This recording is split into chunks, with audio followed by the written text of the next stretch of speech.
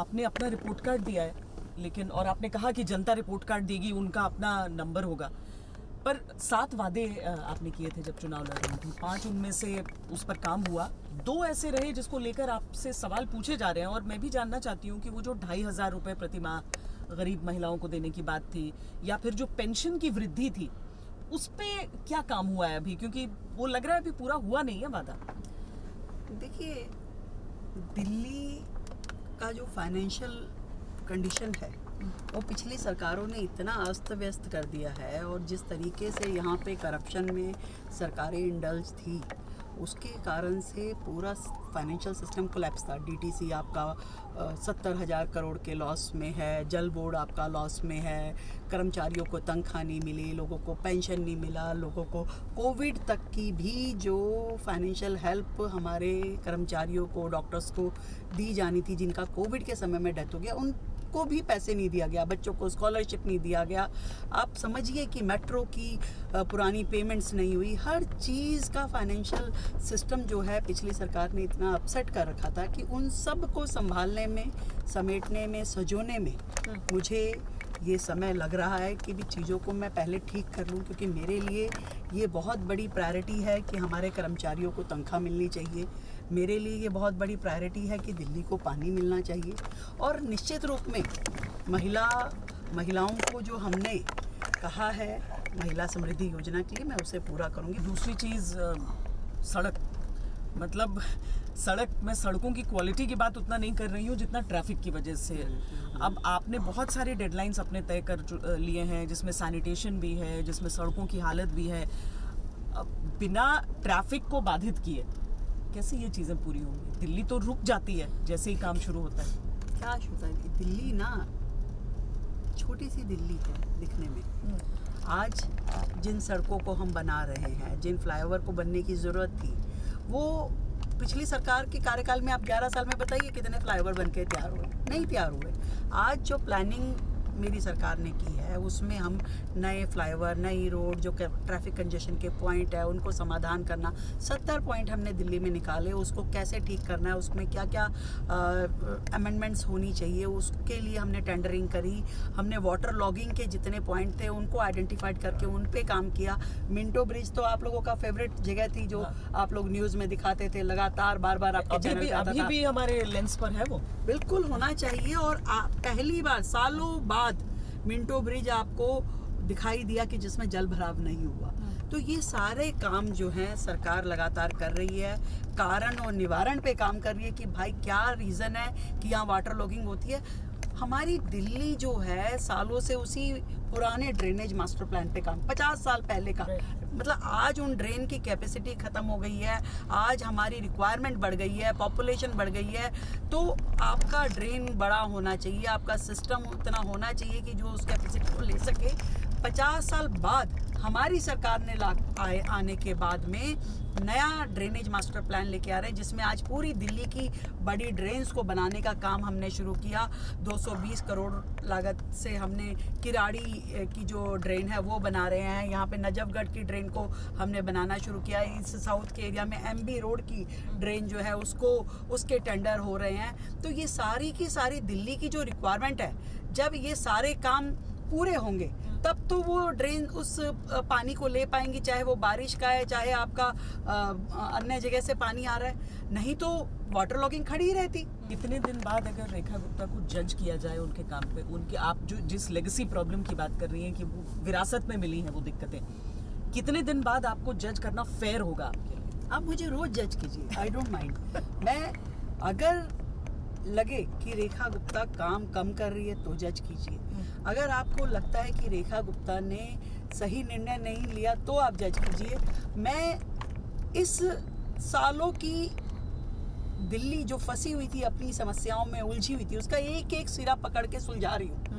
एक एक सिरा मुझे रोज सुलझाना पड़ता है कि भाई ये क्या है, ये क्या है, इसको कैसे करना है, इसको कैसे करना है। जब रोजाना काम कर रहे हैं तो जो 11 साल की प्रॉब्लम थी, जो 15 साल वाली थी, जो 27 साल की प्रॉब्लम थी, आज उनको समाधान मिलना शुरू हुआ है। और हर साल आपको बेहतर दिल्ली दिखाई देगी, इतना मैं विश्वास दिलाती हूँ। चलिए, पहले तो हम सुनहरी पुल वाली बेहतर दिल्ली जरा देखें कि आपने वहां पर क्या किया।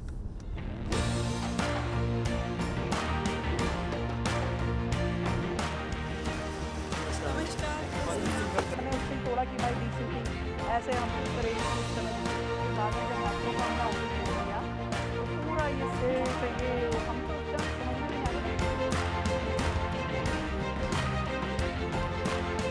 तो ये पूरा साउथ दिल्ली का जो पूरा इस नाले के कारण से गोल्फ लिंक, किदवई नगर, लोधी रोड, ये सारे आसपास के एरिया जो पॉश एरिया, पॉश कॉलोनी सब पानी में डूबी रहती थी, क्योंकि ये सारी सिल्ट जो थी, ये नाला भरा हुआ था बिल्कुल। 15 साल से 2010 में ये ड्रेन बना था और 2025 में जब हमने आने के बाद में इसका डीसिल्टिंग किया है, उससे पहले 15 साल में डीसिल्टिंग हुआ ही नहीं था। ये नाले में से निकला ये है? सब नाले में से निकला है। ये भी पहाड़ से कम नहीं है। 25,000 मीट्रिक टन सिल्ट निकली है सिर्फ एक इस नाले से, 25,000 मीट्रिक टन, और अभी इसमें और 25,000 होगी, ऐसा एजेंसी का कहना है। पर आपको लग रहा है कि इस बार से, मतलब इस साल से फिर ये कम से कम यहाँ जो साउथ दिल्ली की कॉलोनीज नहीं भरेगा, नहीं भरेगा, वाटर लॉगिंग नहीं होगा? बिल्कुल नहीं होगी। जब इतना सिल्ट निकल गया, नाला जो है अपना वर्किंग कंडीशन में आ गया, तो पूरी तरीके से वहाँ पर जो है सिल्ट अब नहीं है और पानी नहीं भरेगा। तो आपने यही किया कि आइडेंटिफाई कर करके इलाकों की समस्याओं को उसको शुरू किया है। जहाँ वाटर लॉगिंग हो रहा है वहाँ क्यों हो रहा है, वही देख करके तो चीज़ें किया। अब ये देखिए, ये पूरा सिल्ट जमा होता गया, बिल्कुल भर गया ये। अब जैसे अब वहाँ क्लियर हो गया है बिल्कुल, ऐसा पूरा उसमें से आप देख पा रहे हैं, जमीन दिखने लगी है। ऐसे ऐसे जमी हुई थी पूरी सिल्ट, और इसके ऊपर पूरा पानी भरा हुआ था। तो इस पूरी गंदगी, ये सालों की जमी हुई सिल्ट अब पत्थर बन गई थी। इस सब को हमने निकलवाया। अब वहाँ से पूरा जैसे जमीन दिख रही है ऐसे पूरा ख़त्म करवाइए, काटा है हमने। मतलब जिस समय जिस एजेंसी ने ये ड्रेन बनाया, ऊपर कोई आउटफॉल ऐसा दिया ही नहीं कि जिसमें जा कर के उसका ढक्कन, कोई कवर ऐसा हो कि उसका डीसिल्टिंग हो सके। तो अब ये सारा कटिंग करके इसको खोला गया, और इसमें फिर मेट्रो ने अपना बहुत ही मॉडर्न मशीन्स के साथ में इसकी डीसिल्टिंग की है। पहले साल की जो बरसात हुई थी, मतलब आपकी एज अ मुख्यमंत्री पहली बारिश का सीजन, उसमें आपको बहुत जज भी किया गया है कि अरे देखो वापस तो वैसी ही तस्वीर दिख रही है, वापस वैसी दिख रही है। इस साल आपको लग रहा है बेटर जजमेंट होगा? पिछले साल की बारिश में भी हमने बेहतर किया था, और इस बार उससे भी बेहतर होने वाला है, क्योंकि फरवरी में सरकार बनी और बारिश से पहले हमने डिसिल्टिंग की। तो मिंटो ब्रिज, ITO चौक, ऐसे ऐसे बहुत सारी जगहों पे इस बार वाटर लॉगिंग नहीं हुई, उसको हमने केयर टेकिंग की। बाकी के जितने पॉइंट थे, 70 वाटर लॉगिंग के पॉइंट हमने आइडेंटिफाइड किए, उनमें क्या क्या रेमेडियल होना चाहिए उसको हमने टेंडरिंग किया, और इस साल उससे बेहतर रिजल्ट हम दिल्ली को देंगे जब इस तरह के प्रोजेक्ट पे हमारी सरकार काम कर रही है। आप खुद देखिए ना, जहाँ पे इतनी बड़ी बड़ी सिल्ट निकल रही है नालों में से, तो इसके रिजल्ट दिल्ली को दिखाई देंगे ही। और हमारा लक्ष्य है कि दिल्ली की समस्याओं को समाधान देना। वाटर लॉगिंग एक बड़ी समस्या है, पर उसके लिए जो कंस्ट्रक्टिव काम होना चाहिए, नई ड्रेन बननी चाहिए, सड़कें ठीक होनी चाहिए, वो सब करने के बाद ही रिजल्ट दिखाई देंगे। अब पिछली सरकार ने जितना जो किया, परंतु आज हम सिंसियरली उस समस्या के समाधान पे काम कर रहे हैं, और प्रोफेशनली कर रहे हैं। मतलब DMRC को जैसे हमने यहाँ का काम दिया, तो वो टेक्निकली इतनी एफिशिएंट एजेंसी है कि उन्होंने अपनी लेटेस्ट मशीनरी को इसमें उतारा, और उसके कारण से इतनी बड़ी डीसिल्टिंग संभव हो पाई। पर जिस तरह से बरसात का पैटर्न भी बदल रहा है, बहुत भारी बारिश होती है, दिल्ली के आसपास जो NCR का एरिया में और ज़्यादा समस्याएं होती हैं, ट्रैफिक का बैकलॉग उन जगहों से भी इस तरफ रहता है। बारिश का मौसम तो एक नाइटमेयर की तरह हो जाता है रेखा जी दिल्ली में। आपको अपनी प्राथमिकताएं सेट करते हुए ये कितनी बड़ी समस्या लग रही है?